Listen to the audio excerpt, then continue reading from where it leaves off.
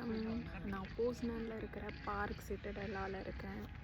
இன்றைக்கி April 26 Sunday. 12 degree. ஆனால் இது குளிரும் இல்லை வெயிலும் இல்லை, ஒரு இதமான வெதர் நல்லா இருக்குது.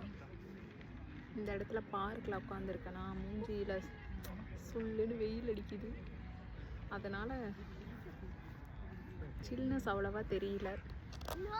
இங்கே வந்து இந்த புக்கு படிச்சுட்ருக்கேன். ஒரு வீடு, ஒரு மனிதன், ஒரு உலகம். இந்த புக்கில் வர ஹென்றி மாதிரி தான் என்னோடய லைஃப் ஃபீல் ஆகுது. பீஸ்ஃபுல்லாக இருக்குது.